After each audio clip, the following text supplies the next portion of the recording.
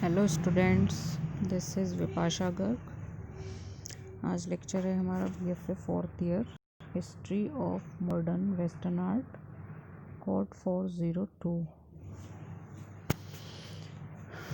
तो हम बात कर रहे थे विंसेंट वैन गॉग आर्टिस्ट के बारे में, जिसमें हमारा टॉपिक चल रहा था उभरते कलाकार एमर्जिंग आर्टिस्ट हेनुएन एंड एंटवर्प, जो जगह का नाम है जहाँ पर ये 1883 से 1886 तक रहे थे। तो वहाँ पर इन्होंने 3 साल क्या किया वो इसमें बताया गया है, वो हमारा टॉपिक चल रहा था।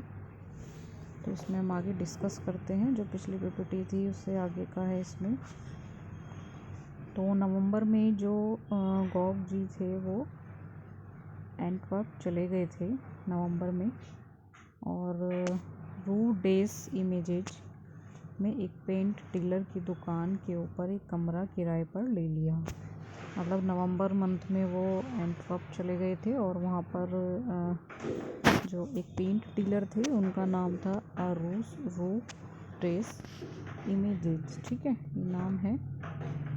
तो वहाँ पर वे उनकी एक पेंट की डीलर की दुकान थी, उसके ऊपर उन्होंने एक कमरा लिया था किराए पर। वह गरीबी में रहता था।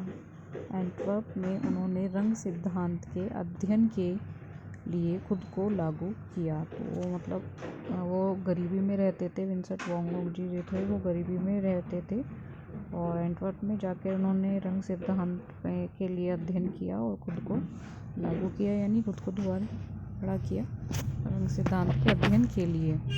और संग्रहालयों में समय बिताया, यानी वहाँ पर वो अलग अलग जगह जाकर उन्होंने, जो वहाँ पे संग्रहालय थे तो वहाँ पर उन्होंने टाइम स्पेंड किया था। विशेष रूप से पीटर पॉल रूबेंस, ये आर्टिस्ट का नाम है, आपने सुना हुआ होगा, पढ़ा हुआ होगा इसके बारे में। जो पीटर पॉल रूबेंस जी थे तो उनके काम का उन्होंने अध्ययन भी किया, ठीक है।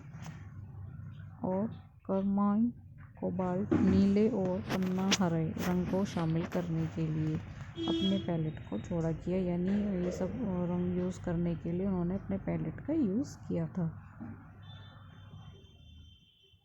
वैन गॉग ने जापानी यूकियो वुडकट को डॉकलैंड में खरीदा। तो जो वैन गॉग जी थे उन्होंने जो जापानी वुडकट था यूकियो वुडकट, उसको डॉकलैंड में इन्होंने खरीदा था। ये टेक्निक का नाम है यूकियो ई, ठीक है। ये आपने शायद उसमें भी पढ़ा हो, अगर आपको ध्यान हो, चीनी जापानीज़ में, उसमें भी इसके बारे में बात हुई थी। तो वैन गॉग ने जापानी यूकियो ई वुडकट को डॉकलैंड में खरीदा। बाद में उनकी शैली के तत्वों को उनके कुछ चित्रों की पृष्ठभूमि में शामिल किया, यानी जो उनकी शैली जो थी उसके जो तत्व थे तो उनके कुछ चित्रों की जो पृष्ठभूमि थी उसमें उन्होंने शामिल किया था। उनकी पुनर्प्राप्ति के बाद अकादमी शिक्षण के प्रति उनकी उदासीनता के बावजूद उन्होंने एंटवर्प में ललित कला अकादमी में उच्च स्तरीय प्रवेश परीक्षा ली और जनवरी 1886 में चित्रकला और ड्राइंग में मैट्रिक किया, ठीक है। तो मतलब बाद में उन्होंने जो उनकी शैली के तो तत्व थे उसमें उनको कुछ चित्रों की उन्होंने पृष्ठभूमि में शामिल किया। उनके जो चित्र थे उसमें उन्होंने पृष्ठभूमि में उनको शामिल किया, और पुनर्प्राप्ति के बाद, यानी पुनः दोबारा उठने के बाद उन्होंने जो शिक्षण के प्रति, यानी वो स्टडी के प्रति उदासीन हुए अपनी, तो उन्होंने एकेडमी में, वहाँ पे ललित कला अकादमी में उन्होंने उच्च स्तरीय प्रवेश परीक्षाएं ली एंटवर्प में ही, ठीक है। और जनवरी 1886 में चित्रकला और ड्राइंग में मैट्रिक किया। फिर ये जनवरी की बात है, 1886 में इन्होंने चित्रकला और ड्राइंग में मैट्रिक भी किया, ठीक है। उन्होंने 18 जनवरी 1886 को एंटवर्प एकेडमी में प्लास्टर मॉडल के बाद ड्राइंग क्लासेस में भाग लेना शुरू कर दिया। तो उसके बाद जब उन्होंने जनवरी 1886 में चित्रकला और ड्राइंग में मैट्रिक किया, उसके बाद 18 जनवरी 1886 को एंटवर्प में ही उन्होंने एंटवर्प एकेडमी में प्लास्टर मॉडल के बाद ड्राइंग क्लासेस में भाग लेना शुरू कर दिया।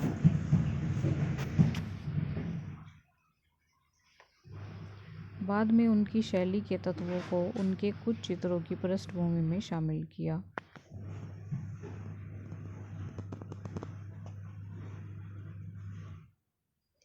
ये रिपीट लग गया है इसमें। नेक्स्ट है इसमें पेरिस, 1886 से 1888, ठीक है।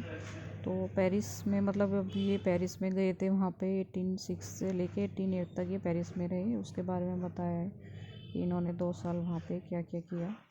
तो वॉन गॉग जी थे, वो मार्च 1886 में पेरिस चले गए, ठीक है, जहाँ उन्होंने थियू के यू लॉल अपार्टमेंट को मॉन्ट मार्टे में साझा किया। यानी ये थियू नाम है, जो इसके बारे में पीछे भी पढ़ा था आपने।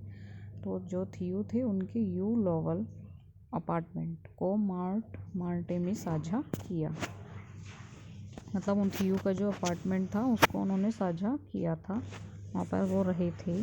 और फर्नांड कॉर्मन के स्टूडियो में अध्ययन किया। और फर्नांड कॉर्मन जो थे उनके स्टूडियो में इन्होंने अध्ययन किया था। थियो का जो अपार्टमेंट था उसको तो उन्होंने वहाँ पे साझा किया था, और फर्नांड कॉर्मन के स्टूडियो में उन्होंने अध्ययन किया था।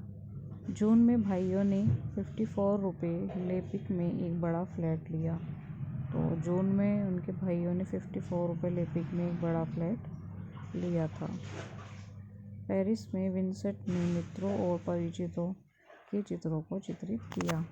और पेरिस की बात है कि जो विंसेंट के जो मित्र थे और जो उनके परिचित थे, उनके चित्रों को उन्होंने चित्रित किया, उनके लिए चित्र बनाए, वर्क किया। जो भी उनके जो परिचित थे, जानने वाले थे, और जो उनके मित्र थे, सभी के लिए।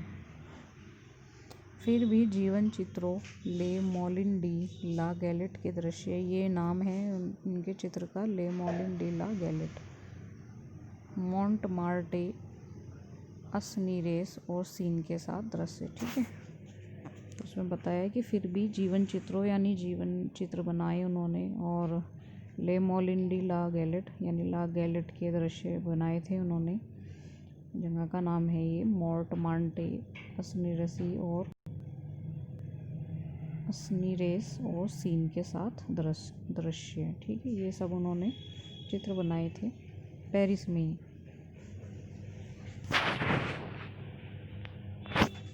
1885 में एंटवर्प में उन्होंने जापानी उकियो ई वुड ब्लॉक प्रिंट में दिलचस्पी हो गई थी। ये 1885 की बात है कि जब उनको उकियो वुड ब्लॉक प्रिंट में दिलचस्पी हो गई थी, हमने पीछे भी पढ़ा था। और उन्होंने अपनी स्टूडियो की दीवारों को सजाने के लिए उनका उपयोग भी किया था, ठीक है। तो जब उनको वुड ब्लॉक प्रिंट में दिलचस्पी हो गई थी, तो जो उनका स्टूडियो था, तो वहाँ पे उन्होंने उनकी दीवारों को सजाने के लिए उनका उपयोग भी किया था। पेरिस में रहते हुए उन्होंने सैकड़ों लोगों को इकट्ठा किया, मतलब जब वो पेरिस में रहते थे तो वहाँ पर उन्होंने काफ़ी लोगों को इकट्ठा किया। उन्होंने केईसाई इसेन के बाद पत्रिका पेरिस इलस्ट्रेटर द कॉर्टेसन या ऑयरिन 1887 के कवर पर एक प्रजनन से एक आंकड़े का पता लगाते हुए जेपो नर्सरी पर अपना हाथ आजमाया, जिसे उन्होंने एक पेंटिंग में चित्रित किया था। यानी जब वे यूकियो वुड ब्लॉक प्रिंटिंग में जब उनकी दिलचस्पी हो गई थी, तो उनका जो स्टूडियो था वहाँ पे उन्होंने दीवार सजाने के लिए उसका उपयोग भी किया, मतलब जो उन्होंने करके देखा था तो उसका उपयोग किया था। उसके बाद पेरिस में रहते हुए उन्होंने सैकड़ों लोगों को इकट्ठा भी किया था जब वो पेरिस में रहते थे, ठीक है।